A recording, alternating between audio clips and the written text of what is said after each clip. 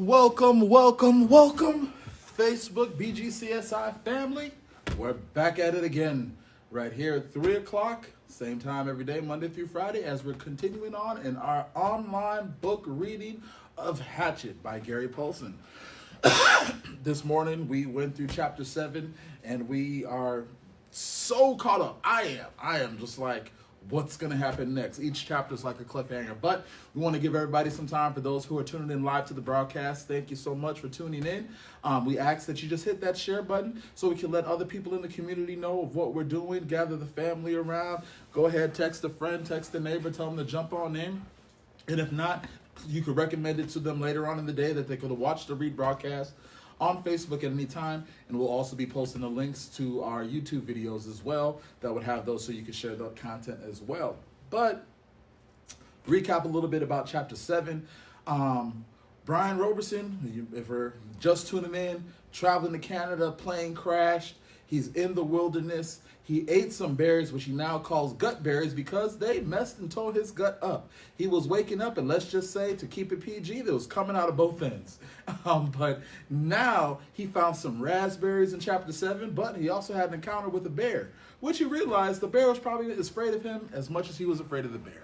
But the good news is he found some raspberries, something that he knows is a fruit that he could eat, that is not something that may be poisonous or give him the gut issues like he had before. He even realized that if he strains it through his windbreaker, he can make a little raspberry jam, raspberry flavored drink. And so we see Brian now starting to use his resiliency, starting to be more forward thinking in his planning and his intentionality of what he's going to do in the meantime until someone hopefully comes and rescues him. But without further ado, let's jump right into chapter 8 and see where we're going next. At first, he thought it was a growl. In the still darkness of the shelter in the middle of the night, his eyes came open, and he was awake, and he thought there was a growl. But it was the wind, a medium wind in the pines that had made some sound that brought him up, brought him awake. He sat up and was hit with the smell. It terrified him. The smell was one of rot, some musty rot that made him think of only graves with cobwebs and dust and old death. His nostrils widened and opened his eyes wider, but he could see nothing. It was too dark with clouds covering the small light from the stars, and he could not see. But the smell was alive and full in the shelter. He thought of the bear, thought of Bigfoot, and every monster he had ever seen in a fright movie he had ever watched, and his heart hammered in his throat. Then he heard the slithering, a brushing sound, a slithering, brushing sound near his feet. And he kicked out as hard as he could, kicked out and threw the hatchet at the sound, a noise coming from his throat. But the hatchet missed and sailed into the wall, where it hit the rocks with a shower of sparks, and his leg was instantly torn with pain, as if 100 needles had been driven into it. Now he screamed with pain and fear and skittered on his backside up into the corner of the shelter, breathing through his mouth, straining to see, straining to hear. Then the slithering moved again. He thought towards him at first, and terror took him, stopping his breath. He felt he could see a low, dark form, a bulk in the darkness, a shadow that lived. But now it moved away, slithering and scraping. It moved away, and he thought he saw it go out the door, opening. He lay on his side for a moment, then pulled a rasping breath in and held it, listening for the attacker to return. When it was apparent that the shadow wasn't coming back, he felt the calf of his leg, where the pain was centered and spreading to fill the whole leg. His finger gingerly touched a group of needles that had been driven through his pants into the fleshy part of his calf. They were stiff and very sharp on the ends that stuck out, and he knew what the attacker had been.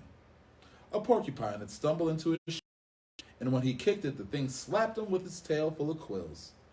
He touched each quill carefully. The pain it made seemed as if dozens of them had been slammed into his leg, but there were only 8.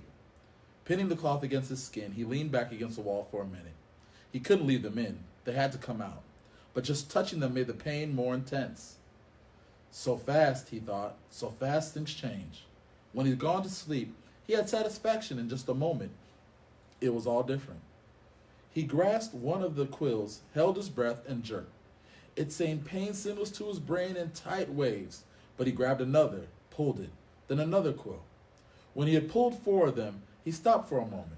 The pain had gone from being a pointed injury into spreading into a hot smear up his leg, and it made him catch his breath. Some of the quills were driven even deeper than the others, and they tore when they came out. He breathed deeply twice, let half the breath out, and went back to work. Jerk, pause, jerk, and three more times before he lay back in the darkness, done.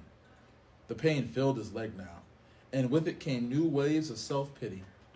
Sitting alone in the dark, his legs aching, some mosquitoes finding him again, he started crying.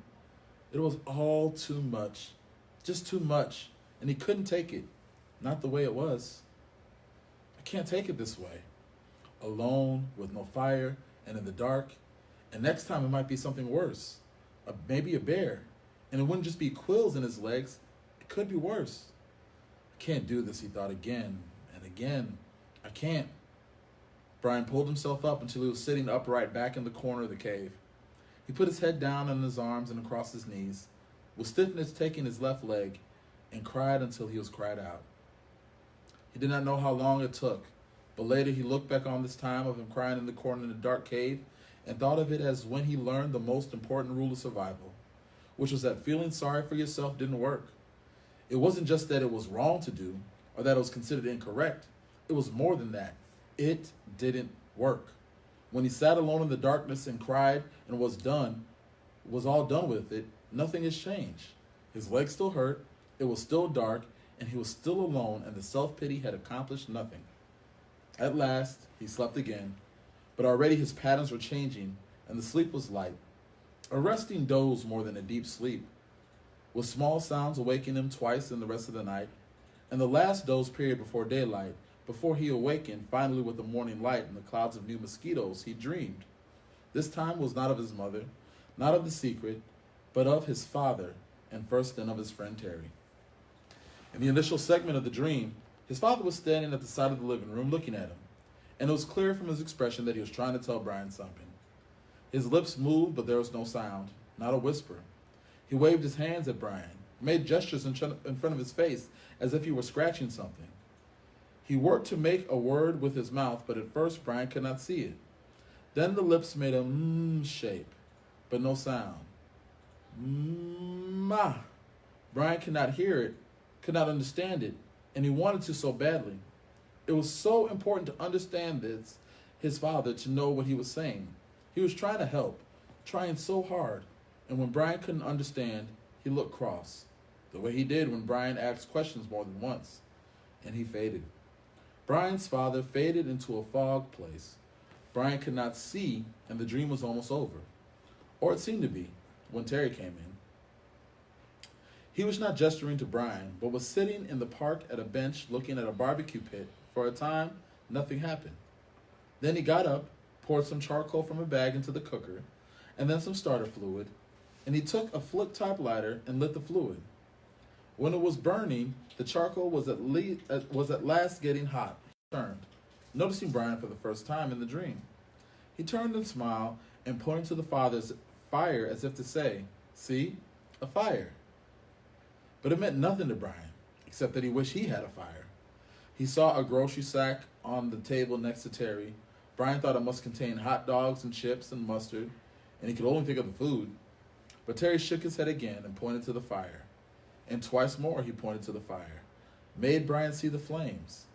And Brian felt his frustration and anger rise, and he thought, all right, I see the fire, but so what? I don't have a fire, I don't know about fire, and I know I need a fire. I know that. His eyes opened, there was light in the cave. A gray dim light of morning. He wiped his mouth and tried to move his leg, which had stiffened like wood. There was thirst and hunger, and he ate some raspberries from the jacket. They had spoiled a bit, seemed softer and mushier, but still had a rich sweetness. He crushed the berries against the roof of his mouth with his tongue and drank the sweet juice as it ran down his throat. A flash of metal caught his eye, and he saw that his hatchet was in the sand where he had thrown it at the porcupine in the dark. He scooched it up, wincing a bit when he bent his stiff leg, and crawled to where the hatchet lay. He picked it up to examine it and saw a chip in the top of the head. The nick wasn't large, but the hatchet was important to him. It was his only tool, and he should never have thrown it. He should have kept it in his hand and make a tool of some kind to help push the animal away. Make a staff, he thought, or a lance, and save the hatchet. Something came then, a thought as he held the hatchet, something about the dream and his father and Terry, but he couldn't pin it down. Ah! He scrambled out and stood in the morning sun and stretched his back muscles and his sore leg. The hatchet was still in his hand, and he stretched and raised it over his head, and it caught the first rays of the morning sun. The first faint light hit the silver of the hatchet, and it flashed a brilliant gold in the light. Like fire, that is, he thought, what they were trying to tell me. Fire. The hatchet was the key to it all. When he threw the hatchet at the porcupine in the cave and missed, and it hit the stone wall, it had showered sparks, a golden shower of sparks in the dark, as golden with fire as the sun was now. The hatchet was the answer. That's what his father and Terry had been trying to tell him. Somehow he could get fire from the hatchet. The sparks would make fire. Brian went back into the shelter and studied the wall. It was some form of chalky granite or sandstone. But embedded in it were large pieces of darker stone, a harder stone. It only took him a moment to find where the hatchet had struck. The steel had nicked into the edge of one of the darker pieces. Brian turned his head backward so he could strike with the flat rear of the hatchet and hit the black rock gently. Too gently, and nothing happened. He struck harder, a glancing blow, and 2 or 3 weak sparks skipped off the rocks immediately. He swung even harder, held the hatchet so it hit a longer sliding blow, and the black rock exploded in fire. Sparks flew so heavily that several of them skittered and jumped on the sand beneath the rock, and he smiled and struck again and again. There could be fire here, he thought. I will have a fire here, he thought, and struck again. I will have fire from the hatchet. Woo! Here we go. That was intense. As I'm reading that, I'm sitting there like, what is in this? I thought it was a snake. And if anybody knows me, I do not like snakes. And that was my first thought. It was slithering, but it was a porcupine. And generally, some people may think, oh, cute little porcupine, but they have those quills, they have those nails, and that is not something you want to rush up against in the dark. But here, Brian made it through them. Yet again, I see so much resiliency in him that he stops for a second and thinks about it and comes to a conclusion to formulate a plan to help him make better. So now, subconsciously, his brain was trying to let him know, hey, sparks came, there was a fire, this is something that you could use. And now he sees using the back of the hatchet against the flint rock, he's able to make sparks. Now, hopefully from here, he can make some fire, because fire is a key tool that he's going to need if he's going to survive this time in the wilderness. What are some key tools that you're using to help survive during this time of self-quarantine? For some people, it may be social media. Some people may be reading a book, doing some exercise, different things like that. But I think we could draw that comparison that, hey, what are some key things that you could do during this time, or some things to help you out and get through this time a little bit more safely and easier? Hopefully, this online book club is one of them. Thank you so much for tuning in. In about 15 minutes, we're going to be serving our supper for this afternoon. That'll be served from 3:30 to 5:30, so please don't forget to tune in. As much as everyone who's watching this, if you stuck with us to the end, please do me a favor, leave a comment, drop an emoji, check in if you're a club member, and do me a big favor and hit that share button. Let other people hear the good news of what we're doing with here at the Boys and Girls Club and as we're going through the book Hatchet. So, that's it. Thank you so much. Hopefully I'll see you in a little bit for supper time. Have a great day, and I'll see you guys tomorrow.